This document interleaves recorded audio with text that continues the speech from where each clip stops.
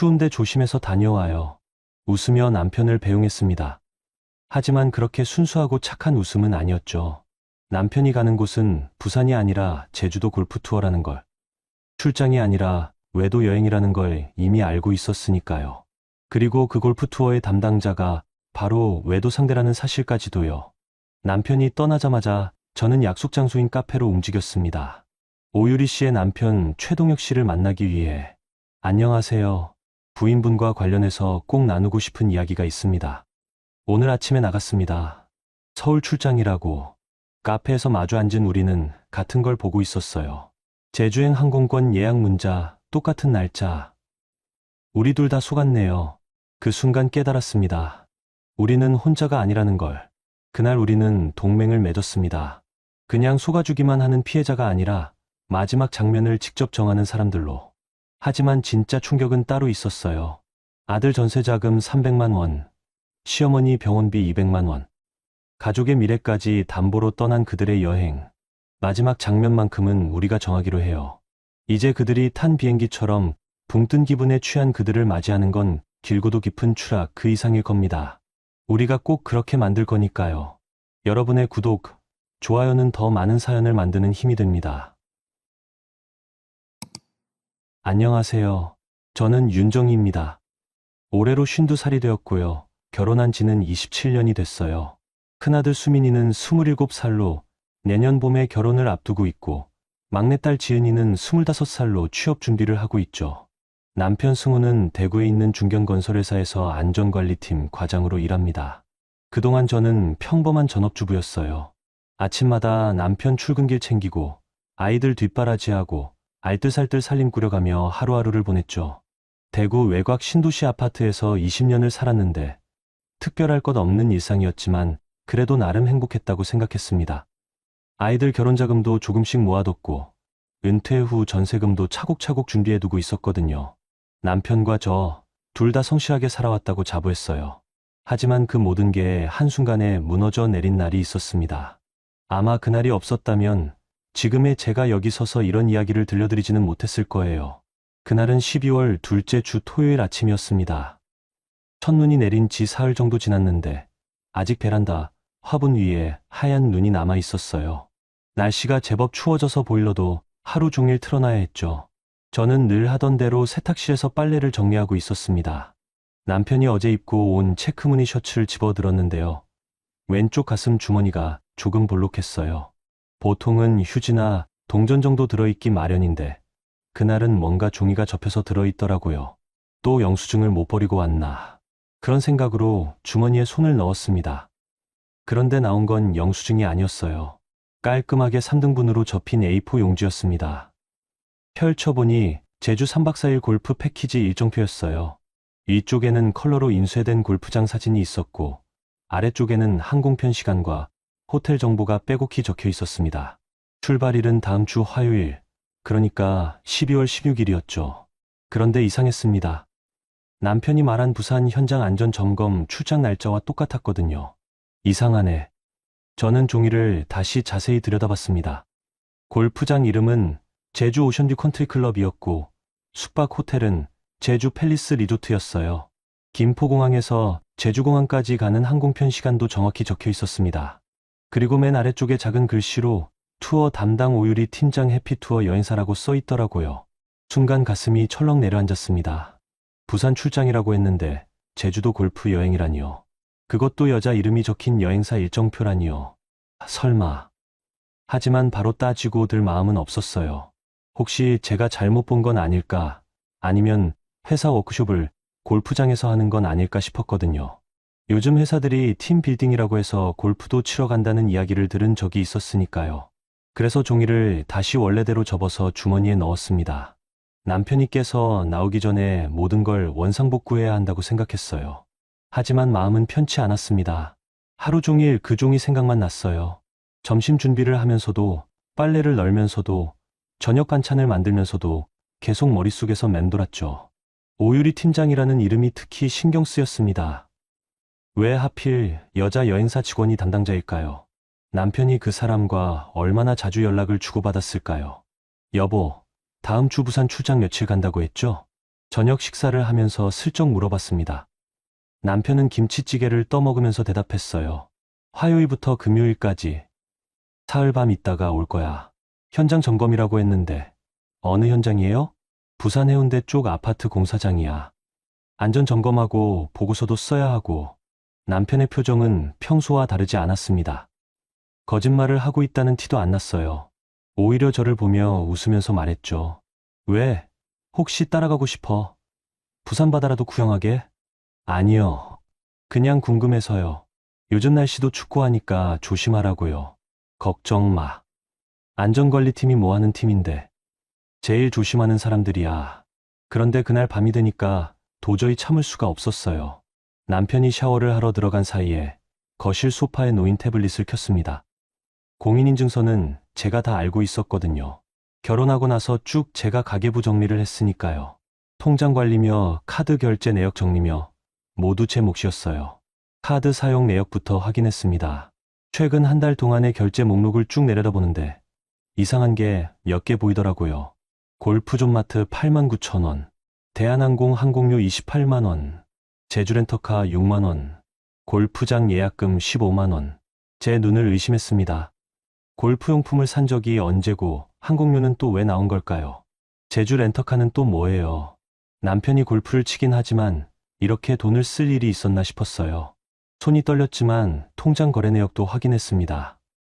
지난주에 ATM에서 현금 30만 원을 뽑은 기록이 있었어요. 같은 날 또 20만 원을 뽑았더라고요. 하루에 50만 원이나 현금을 뽑다니 평소 남편이 용돈으로 쓰는 돈보다 훨씬 많은 액수였죠. 그때 샤워실에서 물소리가 멈췄습니다. 저는 급하게 태블릿 화면을 끄고 침대로 들어갔어요. 심장이 너무 빨리 뛰어서 남편이 눈치챌까봐 걱정됐습니다. 남편이 나와서 옆에 누웠을 때 저는 눈을 감고 자는 척했어요. 평소 같았으면 오늘 하루 어땠어? 라고 물어봤을 텐데 그날은 그럴 기분이 아니었어요. 하지만 잠이 올 리가 없었죠. 머릿속이 너무 복잡했어요. 27년을 함께 산 남편이 거짓말을 하고 있다는 생각이 들면 가슴이 답답해졌습니다. 그래도 확실하지 않으니까 조금 더 지켜보자. 그렇게 마음먹었지만 다음 날부터 남편을 보는 제 시선이 달라졌어요. 아침에 넥타이를 매주면서도 저녁에 맥주를 따라 주면서도 계속 의심스러운 눈으로 보게 되더라고요. 그리고 며칠 뒤 남편이 출근하고 난 후에 다시 태블릿을 켰습니다. 이번에는 문자 메시지까지 확인해봤어요. 삭제된 메시지는 볼 수 없었지만 카카오톡 대화 목록에 오율이라는 이름이 있었습니다. 그 이름을 보는 순간 저는 더 이상 의심할 여지가 없다는 걸 알았어요. 일정표에 적힌 그 이름이 맞았습니다. 여행사 직원이라고 하더니 정말로 연락처까지 저장해뒀더라고요. 하지만 그때까지도 저는 울거나 화를 내지 않았어요. 대신 휴대폰을 꺼내서 카드 내역과 통장 거래 내역을 사진으로 찍어두었습니다. 일정표도 다시 꺼내서 구석구석 사진을 찍었고요. 찍으면서도 손이 떨렸어요. 하지만 이상하게 머리는 차분했습니다. 그 순간부터 저는 달라졌습니다. 그냥 속아주기만 하는 아내가 아니라 조용히 판을 짜는 사람이 되기로 마음먹었어요. 마지막 장면만큼은 내가 정하겠다. 그렇게 생각하니까 이상하게 마음이 차분해졌습니다. 이제 남편이 언제 떠나든 누구와 떠나든 저는 준비가 되어 있었으니까요. 남편이 제주로 떠나는 날은 화요일 아침이었습니다. 전날 밤부터 저는 일부러 평소보다 더 다정하게 굴었어요. 남편이 캐리어를 꾸리는 걸 도와주면서도 계속 웃는 얼굴로 말을 걸었습니다. 추운데 감기 조심하세요. 부산도 바닷바람이 차다던데. 괜찮아. 현장 일이니까 따뜻하게 입고 다닐 거야. 사진도 좀 찍어서 보내고요. 부산 바다 구경이라도 하세요. 남편은 잠깐 눈치를 보는 듯 하더니 이내 안심한 표정으로 대답했어요. 알았어. 시간 되면 사진도 좀 찍어서 보낼게. 그 순간 저는 이상한 기분이 들었어요. 거짓말을 하고 있다는 걸 아는데도 마치 정말 부산 출장을 보내주는 것처럼 행동하고 있는 제 자신이 이상했죠. 다음 날 아침 남편은 새벽 6시에 일어났습니다. 김포공항 가는 리무진 버스를 타려면 일찍 나가야 한다고 했어요. 그럼 잘 다녀오세요. 연락 자주 주고요. 현관에서 배웅을 하면서도 저는 계속 웃고 있었습니다. 남편이 캐리어를 끌고 엘리베이터를 타는 모습을 창문 너머로 지켜봤어요. 아파트 단지 입구에서 리무진 버스를 기다리는 남편의 뒷모습이 보였습니다. 평소와 다름없어 보였지만 왠지 어깨가 조금 들떠 있는 것 같았어요. 버스가 와서 남편이 타는 걸 확인한 후 저는 곧장 컴퓨터 앞에 앉았습니다. 오유리 여행사를 검색해 봤어요. 해피투어라는 여행사 홈페이지가 나왔고 직원 소개란에서 팀장 오유리라는 이름을 찾을 수 있었습니다. 30대 중반으로 보이는 여성이었어요. 그런데 더 자세한 정보는 나오지 않았습니다. 그래서 이번에는 포털 사이트에서 오유리로 검색을 해봤어요. SNS 계정이 몇 개 나왔는데 그 중에 여행사 직원으로 보이는 계정이 하나 있었습니다. 프로필 사진을 보니 회사 홈페이지에서 본 그 사람이 맞더라고요. 게시물들을 쭉 내려다 보니까 제주도 여행 상품 홍보 글들이 많았어요. 그리고 몇 달 전 게시물 중에 웨딩 사진이 하나 있었습니다. 하얀 웨딩드레스를 입은 오유리와 나란히 서 있는 남자가 보였어요. 그런데 그 남자가 입고 있는 건 양복이 아니었습니다. 회색 제복이었어요.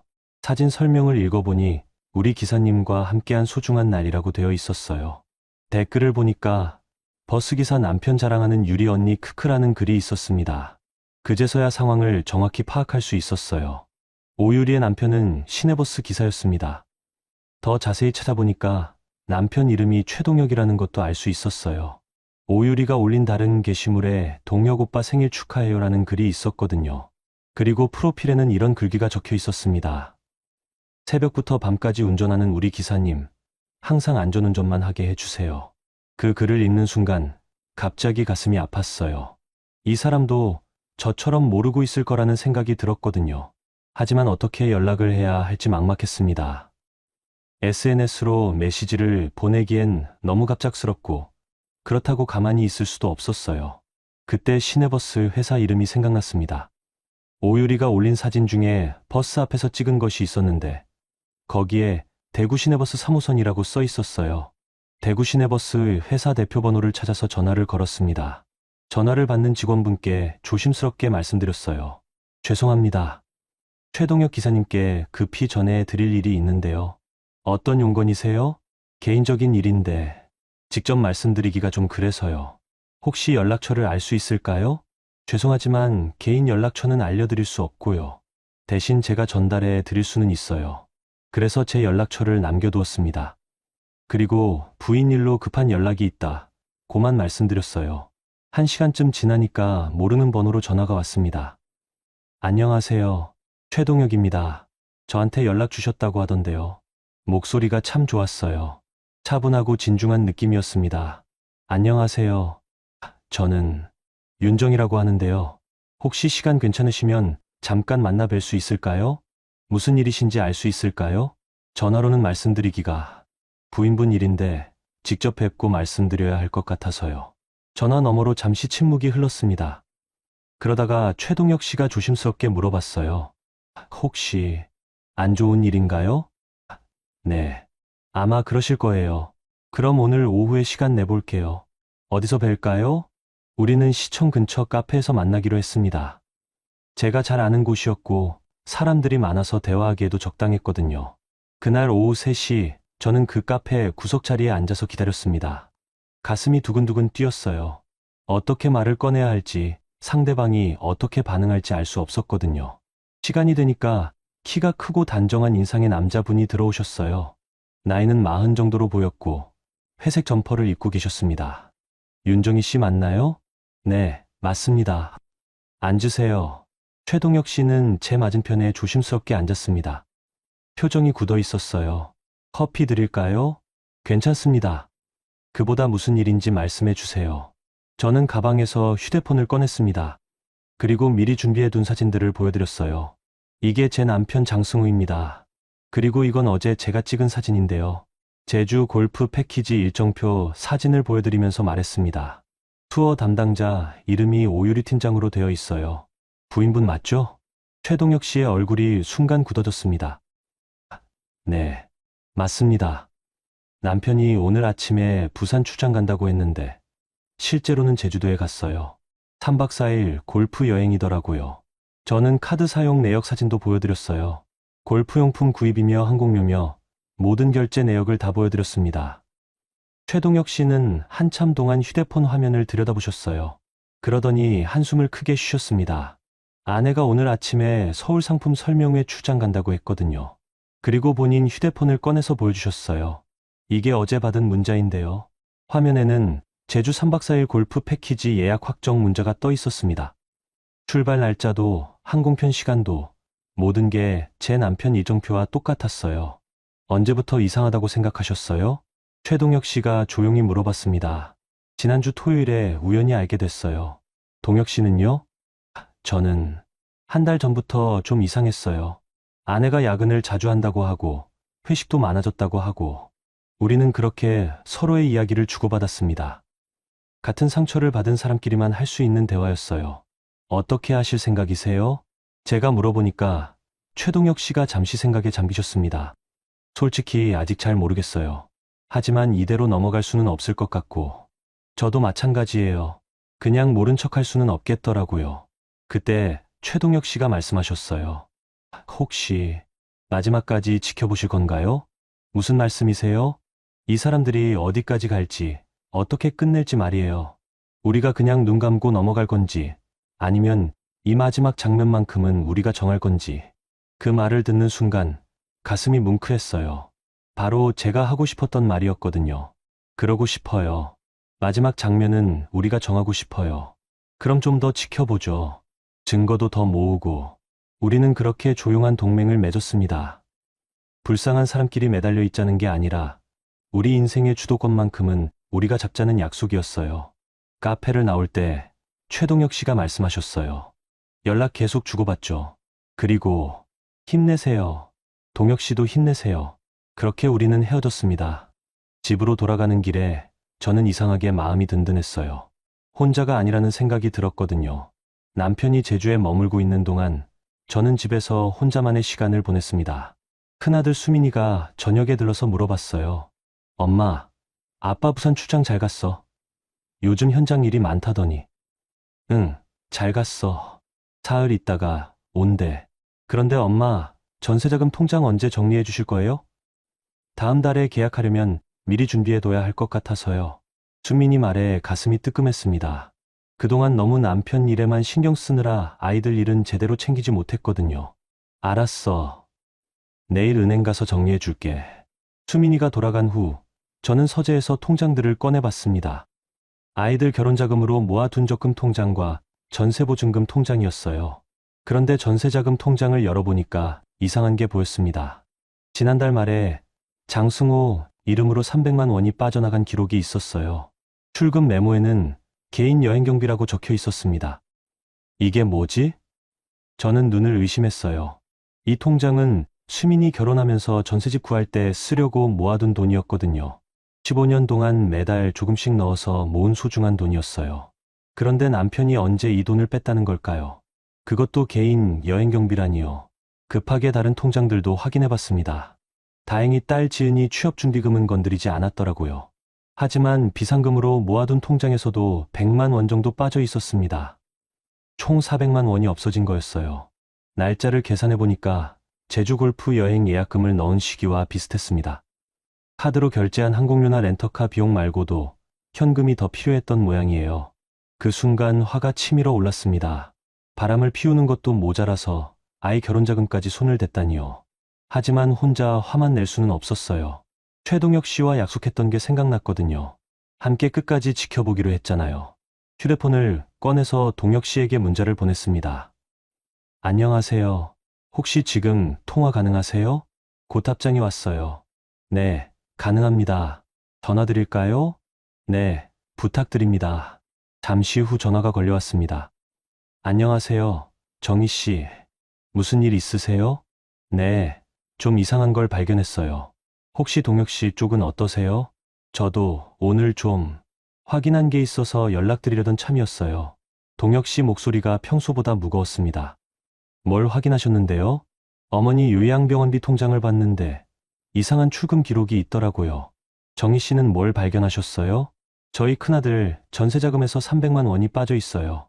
출금 메모에 개인 여행 경비라고 되어 있고요. 전화 너머로 한숨 소리가 들렸습니다. 저희는 200만 원이 빠져 있어요.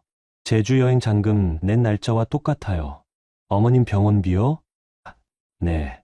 그날 병원비를 조금 늦게 내서 간호사 선생님이 전화까지 하셨거든요. 그런데 알고 보니까 통장에 돈이 없어서 못 낸 거였어요. 그 말을 듣는 순간 저는 말문이 막혔어요. 시어머니 병원비까지 손을 댔다니 도대체 어디까지 갈 생각이었을까요? 동혁 씨, 이건 단순한 외도가 아니네요. 맞아요. 이건 가족 전체에 대한 배신이에요. 동혁 씨 목소리에 분노가 섞여 있었습니다. 평소 차분했던 분이 이렇게 화를 내는 걸 처음 봤어요. 저는 새벽마다 허리 아파도 참고 운전했어요. 어머니 병원비랑 대출 이자가 빠듯해서요. 그런데 그 돈이 골프 치러 갔다니요. 저도 마찬가지예요. 15년 동안 매달 10만 원씩 모은 돈이에요. 아이 결혼시키려고 라면으로 때우면서까지 모은 돈인데 우리는 한참 동안 말이 없었습니다. 서로의 상처가 얼마나 깊은지 알 수 있었거든요. 정희 씨, 이제 어떻게 하실 건가요? 모르겠어요. 하지만 이 돈만큼은 돌려받아야 할 것 같아요. 저도 그래요. 어머니는 지금도 치료비 때문에 걱정하고 계세요. 아들이 돈 때문에 고생한다고. 그때 갑자기 동혁 씨가 말했어요. 정희 씨, 혹시 이 사람들이 얼마나 더 갈지 확인해 보고 싶지 않으세요? 무슨 말씀이세요? 지금 제주에 있잖아요. 거기서 뭘 하고 있는지, 어떻게 지내고 있는지 말이에요. 저는 잠시 생각해 봤습니다. 사실 궁금하긴 했어요. 우리가 힘들게 모은 돈으로 얼마나 호화롭게 지내고 있을지. 어떻게요? 영상통화 한번 걸어보세요. 자연스럽게. 그럴까요? 저도 아내한테 연락해 볼게요. 서울 출장이라고 했으니까 업무는 어떻게 되고 있는지 물어보고. 우리는 그렇게 계획을 세웠습니다. 각자 배우자에게 연락해서 지금 어디서 뭘 하고 있는지 확인해 보기로 했어요. 그럼 내일 다시 연락드릴게요. 오늘은 너무 늦었고. 네, 알겠습니다. 푹 쉬세요. 전화를 끊고 나니까 마음이 복잡했어요. 화가 나면서도 한편으로는 이렇게 철저하게 준비하고 있는 제 자신이 낯설었거든요. 하지만 이제 되돌릴 수는 없었어요. 아이들 돈까지 손댄 이상 그냥 넘어갈 수는 없었습니다. 다음날 오후 저는 남편에게 영상통화를 걸었습니다. 여보, 부산 현장은 어때요? 너무 춥지 않고? 괜찮아. 실내에서 하는 일이라 춥지 않아. 화면 속 남편은 평소와 다름없어 보였어요. 하지만 뒤쪽 배경이 조금 이상했습니다. 이왕 간 김에 바다도 좀 보여달라. 바다, 부산 바다 구경이라도 하게요. 여기서는 못 보잖아요. 남편이 잠시 당황하는 기색을 보이더니 휴대폰을 들고 밖으로 나가는 것 같았어요.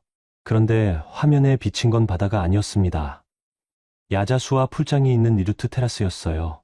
여보, 여기가 어디예요? 아, 이건 호텔 수영장이야. 부산도 호텔에 수영장 있잖아. 하지만 화면 구석으로 제주도라고 써진 안내판이 스쳐 지나갔어요.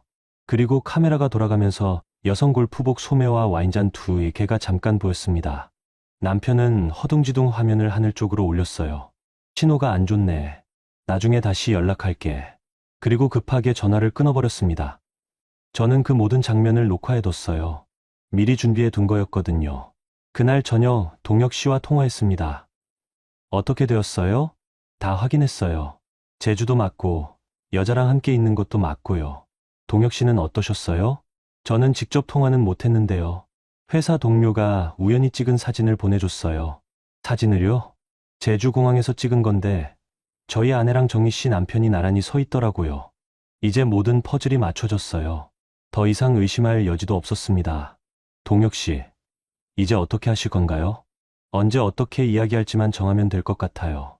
정희 씨 생각은 어떠세요? 저는 돌아와서 이야기하는 게 좋을 것 같아요. 그때까지 더 준비해 두고. 저도 그렇게 생각해요. 우리는 그렇게 최종 계획을 세웠습니다. 더 이상 혹시 아닐까라는 말은 하지 않았어요. 이제 남은 건 마지막 장면을 우리가 어떻게 정할 것인지였습니다. 남편이 제주에 간 지 이틀째 되던 날이었습니다. 저는 저녁 설거지를 마치고 거실 소파에 앉아서 텔레비전을 보고 있었어요. 뉴스에서는 겨울 날씨 이야기가 나오고 있었죠. 제주도는 육지보다 따뜻하다고, 관광객들이 많이 찾는다고 하더라고요. 그 말을 들으니까 갑자기 남편 생각이 났습니다. 지금쯤 제주에서 뭘 하고 있을까요? 정말로 골프를 치고 있을까요? 아니면 다른 걸 하고 있을까요? 궁금한 마음에 휴대폰을 들었습니다. 시간을 보니까 오후 8시 반이었어요. 저녁을 먹고 나서 쉬고 있을 시간이었죠. 전화를 걸어봤습니다. 여보, 저녁 드셨어요? 응, 방금 먹었어. 너는? 저도 먹었어요. 현장 일은 어때요? 많이 힘들어요? 괜찮아. 생각보다 일이 많지 않아서. 남편 목소리가 평소보다 좀 들뜬 것 같았어요. 기분이 좋아 보였다고 할까요? 혹시 지금 영상통화 가능해요? 얼굴이 보고 싶어서. 영상통화? 지금? 안 되면 괜찮아요. 그냥 목소리만 들어도. 아니야, 괜찮아. 잠깐만. 남편이 영상통화로 바꿨습니다. 화면에 남편의 얼굴이 나왔는데 뭔가 어색해 보였어요. 어디예요? 호텔 방이에요? 응, 호텔 방이야. 그런데 뒤쪽으로 보이는 배경이 이상했습니다. 호텔 방 같지 않고 뭔가 넓은 공간 같았어요. 경치가 좋네요. 바깥 좀 보여줘요. 바깥? 부산 바다 구경이라도 하게요. 제가 부산에 가본 지 오래됐거든요. 남편이 잠시 멈칫하더니 휴대폰을 들고 움직였어요. 그런데 화면에 나타난 건 바다가 아니었습니다. 넓은 테라스였어요. 그리고 그 아래로 수영장이 보였습니다. 야자수도 몇 그루 서 있었고 멀리 바다가 보이긴 했지만 부산 바다와는 전혀 달랐어요. 여보, 여기가 어디예요? 두산 호텔에 이런 수영장이 있었나요? 아, 이건 호텔이 좀 좋은 곳이라서. 요즘 부산 호텔들도 시설이 좋아졌어. 하지만 화면 구석으로 제주 팰리스 리조트라고 써진 안내판이 스쳐 지나갔어요. 저는 그걸 놓치지 않았습니다. 그때 카메라가 갑자기 옆으로 돌아갔어요. 남편이 실수로 휴대폰을 움직인 것 같았는데 그 순간 이상한 게 보였습니다. 테이블 위에 와인잔 2개가 놓여 있었어요. 그리고 여성용 골프복 소매가 화면 끝에 살짝 보였습니다. 분홍색이었어요. 여보? 지금 누구랑 같이 있어요? 남편이 당황한 표정으로 급하게 카메라를 하늘 쪽으로 올렸어요. 아니야, 혼자 있어. 그냥. 신호가 안 좋네. 방금 뭔가 보였는데요. 뭐가? 아무것도 없는데. 신호가 자꾸 끊어져서 화면이 이상해 보이나 봐. 남편의 목소리가 점점 불안해졌어요. 그럼 다시 방 안으로 들어가서 이야기해요. 아니야, 피곤해서 일찍 자려고. 내일 아침 일찍 일어나야 하거든. 지금 겨우 9시인데요. 현장 일이 힘들어서 일찍 자야 해. 내일 다시 연락할게. 그리고 남편은 급하게 전화를 끊어버렸습니다. 저는 한동안 꺼진 휴대폰 화면을 바라보고 있었어요. 방금 본 게 꿈이 아니었습니다. 분명히 와인잔 2개와 여성 옷이 보였어요. 다행히 영상통화 내용은 자동으로 녹화되어 있었습니다. 저는 그 파일을 따로 저장해뒀어요. 1시간 후 동혁 씨에게 전화를 걸었습니다. 동혁 씨, 지금 통화 가능하세요? 네, 가능해요. 무슨 일 있으셨어요? 방금 남편이랑 영상통화했는데 결정적인 걸 봤어요. 저는 동혁 씨에게 방금 있었던 일을 자세히 말씀드렸어요. 제주 리조트 안내판이며 와인잔 2개며 여성 골프복이며. 확실해졌네요. 이제 더 이상 의심할 여지가 없어요. 동혁 씨 목소리에도 체념이 섞여 있었어요. 동혁 씨 쪽은 어떠세요? 부인분이랑 연락해보셨어요? 네. 오늘 오전에 전화해봤어요. 서울상품 설명회가 어떻게 되고 있냐고 물어봤는데. 뭐라고 하던가요? 회의가 길어져서 힘들다고 하더라고요. 그래서 영상통화 해보자고 했더니 지금은 회의 중이라서 카메라를 켤 수 없다고. 그럼 증거가 없네요? 아니에요. 오늘 오후에 회사 동료한테서 사진이 왔어요. 동혁 씨가 말을 잠시 멈췄다가 계속했어요. 제주공항에서 우연히 찍었다는데 저희 아내랑 정희 씨 남편이 나란히 서 있더라고요. 짐 찾는 곳에서요. 정말요? 네. 뒷모습이긴 하지만 분명히 우리 아내 맞고요. 옆에 있는 남자도 정희 씨가 보여주신 사진 소품 같아요. 이제 모든 조각이 맞춰졌습니다. 더 이상 혹시 아닐까라는 생각은 할 필요가 없었어요. 동혁 씨, 이제 어떻게 하실 건가요? 솔직히 아직도 믿기지 않아요. 8년을 같이 살았는데. 동혁 씨 목소리가 떨렸어요. 저도 마찬가지예요. 27년이었는데. 하지만 이제는 확실하니까 정리를 해야겠어요. 어떤 식으로요? 돌아오면 이야기할 거예요. 증거도 다 보여주고. 저도 같은 생각이었어요. 저도 그럴 생각이에요. 이제 더 이상 숨길 이유가 없잖아요. 그런데 정희 씨, 무서우시지 않아요? 무서워요. 하지만 이대로 계속 속아 살 수는 없잖아요. 동혁 씨가 한숨을 깊게 쉬었어요. 그래요. 우리가 바보였던 것 같아요. 너무 믿고 살았나 봐요. 믿고 산 게 잘못은 아니에요. 잘못한 건 저 사람들이죠. 그날 밤 저는 모든 증거를 정리했습니다. 골프 일정표 사진부터 시작해서 카드 사용 내역, 통장 거래 내역, 영상통화 녹화 파일까지 모두 한 폴더에 넣어뒀어요. 동혁 씨도 공항 사진과 문자 메시지들을 정리해서 보내주셨어요. 이제 준비가 다 끝났습니다. 남편이 돌아오는 금요일까지는 이틀이 더 남아 있었어요. 그 이틀 동안 저는 이상하게 마음이 차분했습니다. 화가 나고 억울하긴 했지만 동시에 뭔가 후련한 기분도 들었어요. 마침내 진실을 알게 되었으니까요. 그리고 이제는 제가 주도권을 잡을 차례였습니다. 남편은 아직도 제가 모르고 있다고 생각할 거예요. 금요일에 돌아와서 부산 출장 잘 다녀왔다고 말할 거예요. 하지만 저는 이미 모든 걸 알고 있어요. 그리고 그에 맞는 준비도 다 끝냈고요. 이제 마지막 장면만 남았구나. 그런 생각을 하면서 저는 창문 밖 제주 방향을 바라봤습니다. 저 멀리서 지금도 즐겁게 지내고 있을 두 사람을 생각하며 조용히 미소를 지었어요. 곧 그들도 알게 될 테니까요. 진짜 마지막 장면은 누가 정하는 건지 말이에요. 남편이 제주에서 돌아오는 금요일이 되었습니다. 아침부터 저는 집 안을 정리했어요. 평소보다 더 깔끔하게 마치 손님을 맞이하는 것처럼 정돈했습니다. 현관 신발장 옆에는 남편 캐리어와 비슷한 크기의 다른 캐리어를 가져다 놓았어요. 예전에 아이들이 쓰던 건데 오랫동안 창고에 있던 거였죠. 거실 식탁 위에는 하얀 봉투와 노트 2권을 차례대로 놓았습니다.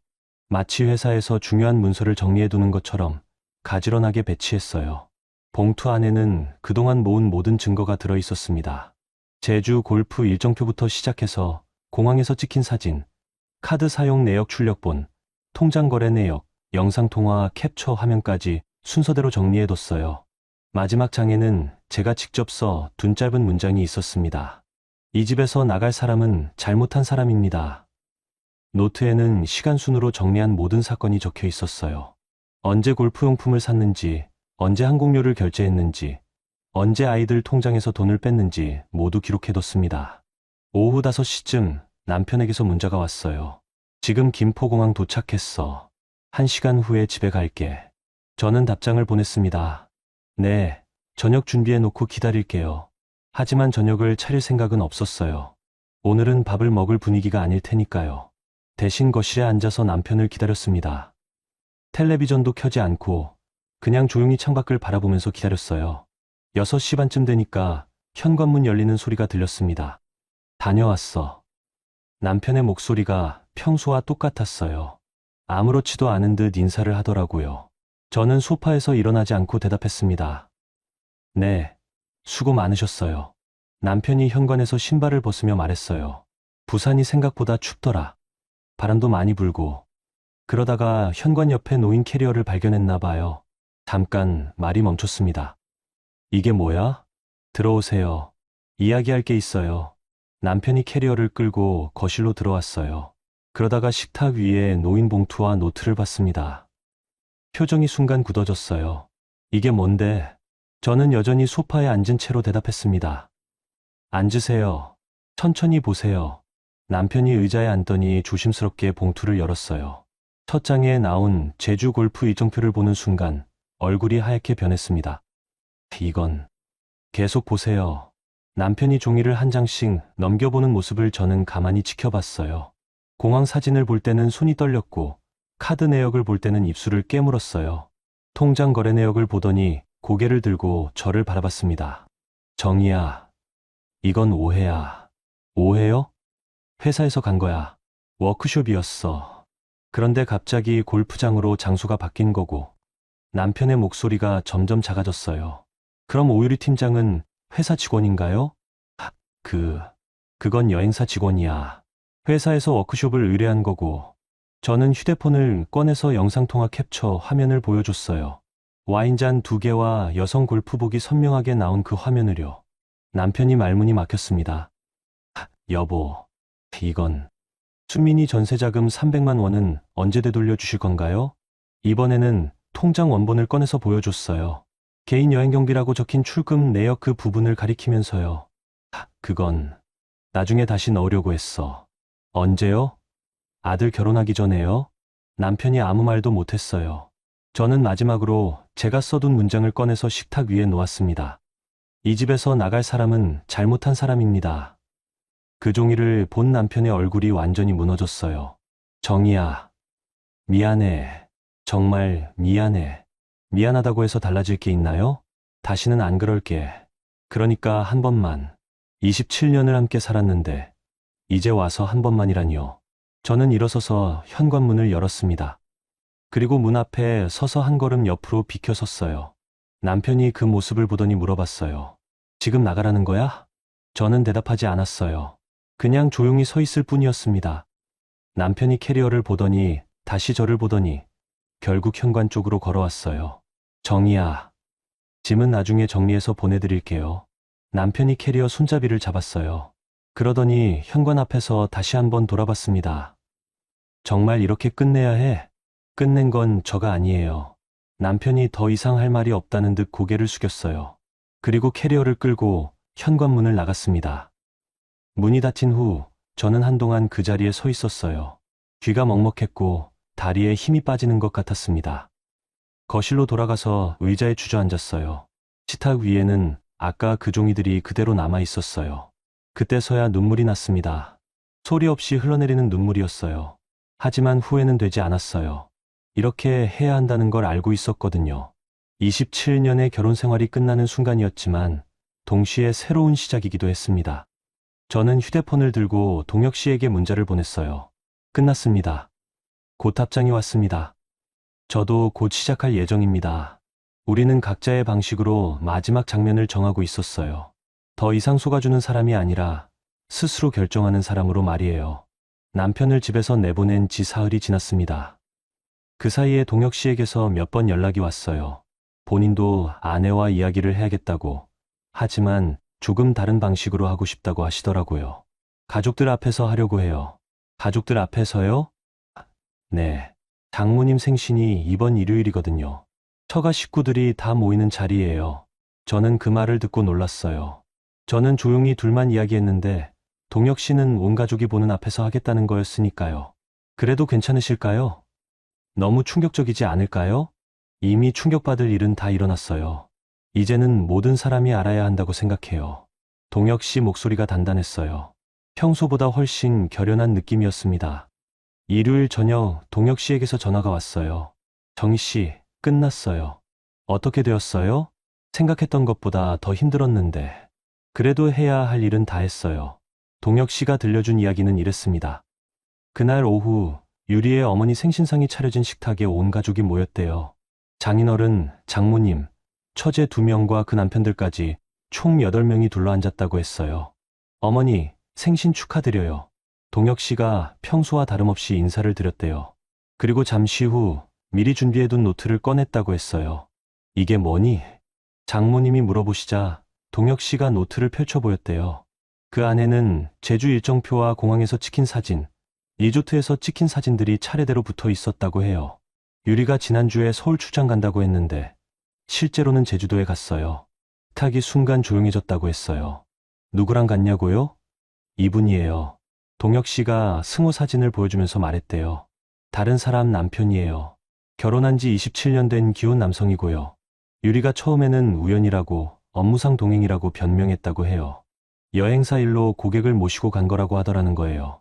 하지만 동혁 씨가 호텔 예약 확인서와 항공료, 결제 내역을 보여주자 할 말이 없어졌다고 했어요.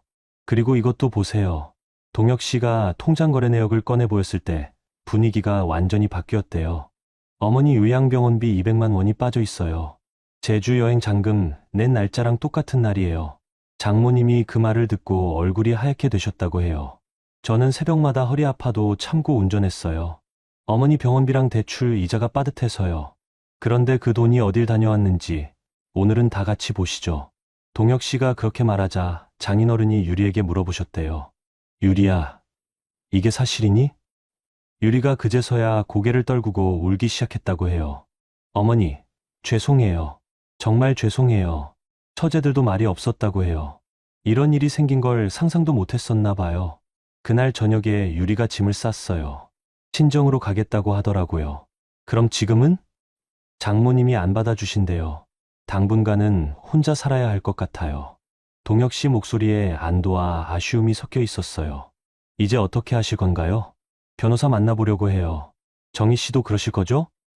네, 저도 그럴 생각이에요. 우리는 며칠 후에 만나서 함께 변호사 사무실을 찾기로 했어요. 수요일 오후 시내 한복판에 있는 법무법인 건물 앞에서 동혁 씨와 만났습니다. 동혁 씨는 검은색 정장을 입고 왔는데 평소보다 훨씬 진중해 보였어요. 긴장되세요? 네, 조금요. 정희 씨는요? 저도 마찬가지예요. 우리는 함께 엘리베이터를 타고 14층으로 올라갔어요. 복도에는 여러 개의 변호사 사무실이 있었는데 우리는 각각 다른 사무실로 들어가기로 했어요. 그럼 끝나고 아래에서 만나죠. 네, 알겠습니다. 저는 1402호 김 변호사 사무실로 들어갔고 동혁 씨는 1405호 박 변호사 사무실로 들어갔어요. 김 변호사는 50대 중반의 여성이었어요. 머리를 단정하게 묶고 검은색 정장을 입고 계셨죠. 어떤 일로 오셨나요? 저는 미리 준비해둔 서류들을 꺼내서 보여드렸어요. 제주 골프 일정표부터 시작해서 모든 증거 자료를 차례대로 설명했습니다. 남편의 불륜과 재산 유용이 확인되어서 이혼을 하고 싶어요. 김 변호사가 서류들을 꼼꼼히 살펴보더니 말했어요. 증거가 아주 명확하네요. 이 정도면 유리한 조건으로 이혼할 수 있을 것 같습니다. 위자료는 얼마나 받을 수 있을까요? 상대방 재산과 잘못의 정도를 고려하면 3천만 원에서 5천만 원 사이가 될 것 같아요. 재산 분할도 유리하게 진행될 거고요. 구체적인 숫자를 듣고 나니까 실감이 났어요. 정말로 이혼을 하게 되는 거구나 싶었죠. 절차는 어떻게 되나요?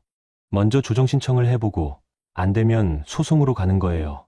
상대방이 잘못을 인정하고 있으니까 조정으로 끝날 가능성이 높아요. 1시간 정도 상담을 받고 나서 저는 1층 로비로 내려갔어요. 동혁 씨가 이미 와서 기다리고 있었어요. 어떻게 되었어요? 생각보다 잘 될 것 같아요. 동혁 씨는요? 저도 비슷해요. 위자료도 받을 수 있고 재산 분할도 유리하게 될 것 같다고 하더라고요. 우리는 건물 밖으로 나와서 근처 카페에 앉았어요. 이제 정말 새로 시작하는 거네요.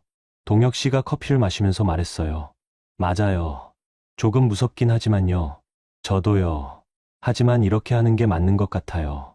그 순간 저희 둘 다 같은 생각을 하고 있다는 걸 알 수 있었어요. 우리는 각자의 길로 돌아가기로 했습니다. 불쌍한 사람끼리 의지하자는 게 아니라 각자의 새로운 인생을 살아가자는 마음이었어요. 카페를 나오면서 동혁 씨가 말했어요. 정희 씨, 그동안 고생 많으셨어요. 동혁 씨도요. 이제부터는 좋은 일만 있기를 바라요. 우리는 그렇게 엘리베이터 앞에서 짧게 인사하고 헤어졌어요. 집으로 돌아가는 버스 안에서 저는 창밖을 바라보며 생각했어요. 마지막 장면을 우리가 정했구나. 이제 정말로 새로운 시작이구나. 변호사 사무실을 다녀온 지 한 달이 지났습니다. 그 사이에 모든 일이 생각보다 빨리 진행됐어요. 승호가 잘못을 인정하고 있었고 증거도 명확했기 때문에 조정으로 쉽게 합의가 됐습니다. 위자료 4천만 원과 재산분할 6천만 원, 총 1억 원을 받기로 했어요. 그리고 아이들 통장에서 뺀 돈 400만 원도 즉시 되돌려 주기로 했고요. 엄마, 정말 괜찮으세요? 큰아들 수민이가 걱정스러운 표정으로 물어봤어요. 조정 결과를 알려줬을 때였죠. 괜찮아. 오히려 속이 시원해. 그래도 아빠랑 27년을 사셨는데. 수민아, 내 전세자금까지 손댄 사람을 어떻게 믿고 살겠니? 수민이가 고개를 끄덕였어요. 엄마가 옳게 하신 것 같아요. 저도 그런 일 당했으면 못 참았을 거예요. 이혼이 확정된 건 10월 말이었습니다. 그 즈음 동혁 씨에게서도 연락이 왔어요. 본인도 이혼이 확정됐다고, 유리는 친정에서도 받아주지 않아서 혼자 원룸에 살고 있다고 하더라고요.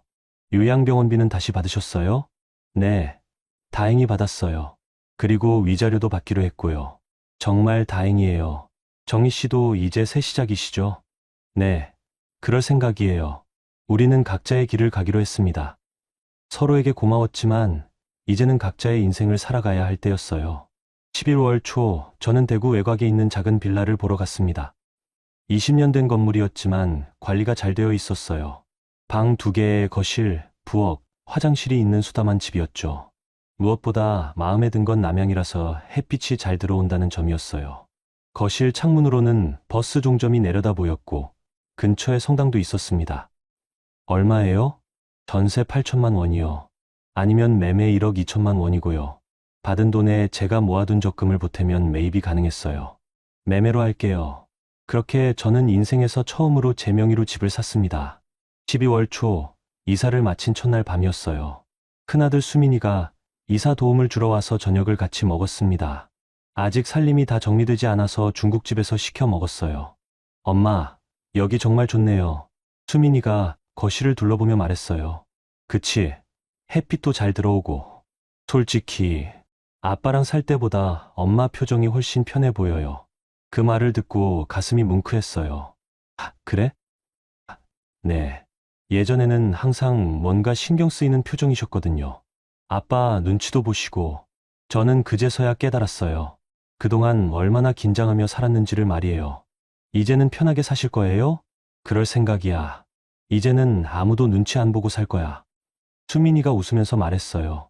그럼 저도 자주 놀러 올게요. 지은이도 데리고. 새 집 생활에 적응하는 건 생각보다 어렵지 않았어요. 매주 주일 아침마다 근처 성당에 나가기 시작했습니다. 전에는 명절 때나 가던 곳이었는데 이제는 규칙적으로 나갔어요. 성당 구석 자리에 앉아서 조용히 기도했습니다. 하느님, 이제 어떻게 살아야 할지 잘 모르겠어요. 하지만 후회는 하지 않아요. 제가 선택한 길이니까요. 기도를 하고 나면 마음이 차분해졌어요. 어느 날은 큰아들이 와서 이런 이야기를 해줬어요. 엄마, 아빠 소식 들으셨어요? 무슨 소식? 회사에서 징계받았대요. 저축형 징계라고 월급을 30% 삭감하고 다른 부서로 이동시켰다고. 저는 별로 놀라지 않았어요. 그럴만하지. 그리고 오유리 씨도 회사를 그만뒀다고 하더라고요. 어떻게 알았니? 인터넷에서 우연히 봤어요. 여행사 홈페이지에서 직원 소개가 삭제되어 있더라고요. 모든 게 제자리를 찾아가고 있는 것 같았어요. 겨울이 깊어질수록 저는 이 작은 빌라가 더욱 마음에 들었어요. 아침에 일어나면 거실 창문으로 햇빛이 길게 들어왔고 저녁에는 버스 종점의 불빛이 따뜻하게 보였거든요. 가끔은 동네를 산책하기도 했어요. 빌라 뒤편에는 작은 공원이 있었고 거기서 산책하는 사람들을 보면서 생각했죠. 다들 각자의 사연을 가지고 살아가는구나. 어떤 날은 마트에서 장을 보고 오면서 생각했어요. 이제는 혼자 먹을 반찬만 하면 되니까 장 보는 것도 한결 수월하더라고요. 예전에는 승우가 좋아하는 것, 아이들이 좋아하는 것을 먼저 생각했는데 이제는 제가 먹고 싶은 것을 살 수 있었어요. 그런 작은 변화들이 쌓여서 새로운 일상이 되어갔습니다. 어느 날 저녁 지은이가 전화를 걸어왔어요. 엄마, 취업됐어요. 정말. 어디에? 대구에 있는 작은 회사인데 마케팅 일하는 곳이에요. 축하한다. 지은아, 엄마도 이제 편하게 지내실 수 있겠어요. 저랑 오빠가 각자 독립했으니까. 그 말을 듣고 문득 깨달았어요. 이제 정말로 제 인생을 살 수 있겠구나 싶었죠. 그 무렵 TV 뉴스에서 이런 이야기를 봤어요.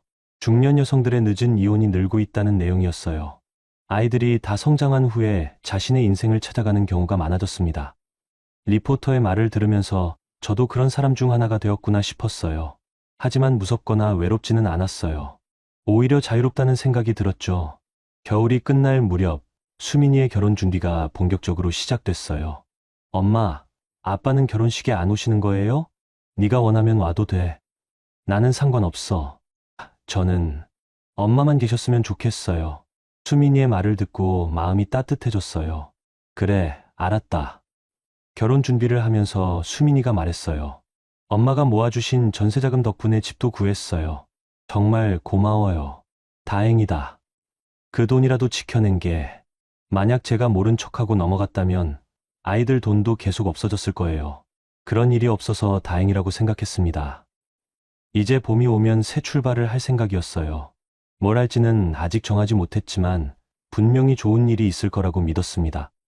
작은 빌라에서 보낸 첫 겨울이 지나가고 있었어요. 힘들었지만 의미 있는 시간이었습니다. 이혼한 지 1년이 지났습니다. 어느 봄날 오후 우편함을 확인하러 나갔는데 낯선 봉투 하나가 꽂혀 있었어요. 발신인을 보니 최동혁이라고 적혀 있었습니다. 마음이 두근거렸어요. 그동안 연락을 주고받지 않았는데 갑자기 편지라니요. 거실에 앉아서 편지를 천천히 읽어봤습니다. 안녕하세요, 정희 누님. 갑작스럽게 편지를 써서 죄송합니다. 오늘 새벽 화차를 몰고 가는 길에 우연히 누님 빌라 앞 정류장을 지나치게 되었어요. 창문 너머로 누님이 시장 바구니를 들고 걸어가시는 모습을 봤습니다. 편지를 읽으면서 그 상황이 떠올랐어요. 오늘 아침 일찍 장을 보러 나갔었거든요. 그날 누님 표정이 많이 편해 보이셨습니다. 걸음걸이도 가볍고 뭔가 여유로워 보이셨어요. 그것만으로도 충분하다고 생각했습니다. 동혁 씨의 글씨는 단정했어요. 성격이 그대로 드러나는 것 같았습니다. 우리 그해 겨울에 했던 선택을 후회하지 않았으면 좋겠습니다. 힘든 결정이었지만 그래도 옳은 선택이었다고 생각해요. 누님도 그렇게 생각하시길 바랍니다. 편지 마지막에는 이런 문장이 있었어요. 저도 이제 새로운 사람을 만났습니다. 좋은 분이에요. 누님께도 좋은 일만 있기를 바라며 항상 건강하세요. 편지를 다 읽고 나니까 마음이 따뜻해졌어요. 저도 답장을 써야겠다고 생각했습니다. 편지지를 꺼내서 천천히 써내려갔어요. 안녕하세요, 동혁 씨. 편지 잘 받았어요. 새로운 인연을 만나셨다니 정말 다행이에요. 축하드려요. 뭘 써야 할지 고민하다가 그동안 생각했던 걸 솔직하게 적었습니다. 돌이켜 생각해보니까 우리는 그저 피해자만은 아니었던 것 같아요. 마지막 장면만큼은 우리가 직접 정했으니까요. 그 점에서 후회는 하지 않습니다. 그리고 이런 문장도 덧붙였어요. 동혁 씨도 부디 허리 아끼시고 본인 밥부터 잘 챙겨 드세요. 새로운 분과 행복하시길 바라요. 편지를 다 쓰고 나서 우체통에 넣으러 나갔습니다. 봄바람이 살랑 불어왔어요. 벚꽃이 흐드러지게 핀 길을 걸으면서 생각했습니다. 정말로 새로운 계절이 왔구나. 그날 저녁 지은이가 전화를 걸어왔어요. 엄마, 요즘 어떻게 지내세요? 잘 지내. 너는? 저도 잘 지내요. 회사 일도 재밌고. 그래, 다행이다. 엄마, 목소리가 많이 밝아지셨어요. 그래? 네. 예전보다 훨씬 편안해 보이세요.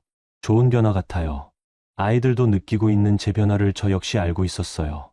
며칠 후 수민이의 결혼식이 있었습니다. 식장에는 저 혼자 앉아 있었지만 전혀 외롭지 않았어요. 아들이 행복해하는 모습을 보니까 그것만으로도 충분했습니다. 엄마, 고마워요. 어려운 결정 내려주셔서. 수민이가 신부 대기실에서 제게 말했어요. 뭐가 고마워. 당연한 거지. 아니에요. 엄마가 용기 내주신 덕분에 저도 새 출발할 수 있게 됐어요. 그 말을 듣고 가슴이 뭉클했습니다. 결혼식을 마치고 집으로 돌아오는 길에 버스 종점까지 산책을 나갔어요. 그곳에서 시내버스들이 차례대로 출발하는 모습을 지켜봤습니다. 차창 너머로 스쳐가는 사람들의 얼굴이 보였어요. 다들 어디론가 가고 있었죠. 저도 그런 사람들 중 하나였어요. 지난 세월을 뒤로하고 앞으로 나아가는 사람 말이에요. 버스 한 대가 천천히 출발하는 모습을 바라보면서 조용히 미소를 지었습니다. 그제서야 확신할 수 있었어요. 우리는 단지 속아준 사람이 아니라 우리 인생의 마지막 장면을 스스로 정한 사람들이라는 것을요. 상처는 여전히 남아 있었어요. 27년의 결혼 생활이 하루아침에 지워질 리는 없으니까요. 하지만 그 상처 위에 작은 평화가 포개져 가고 있었습니다. 더 이상 누구를 벌주려고 살지 않았어요. 그저 제 몫의 계절을 제 속도로 지나가게 두기로 했습니다. 지는 해를 바라보며 집으로 돌아가는 길에 문득 생각했어요. 인생은 끝나지 않았구나. 오히려 이제 시작이구나. 53살의 새로운 출발이었지만 전혀 늦지 않았다고 생각했습니다. 내일 아침이면 또 다른 하루가 시작될 테고 저는 그 하루를 제 방식대로 살아갈 거예요. 아무도 속이지 않고 아무에게도 속지 않으면서 말이에요. 그것만으로도 충분히 행복한 삶이라고 생각했습니다. 작은 빌라 현관문을 열면서 저는 마음속으로 말했어요. 고생 많았어, 정이야. 이제 정말로 자유야. 그렇게 저의 새로운 이야기가 시작되었습니다. 인생의 마지막 장면은 누가 정하는 걸까요? 때로는 용기 있는 선택이 새로운 시작을 만들어 줍니다. 쉰을 넘어서도 예순을 넘어서도 늦지 않아요.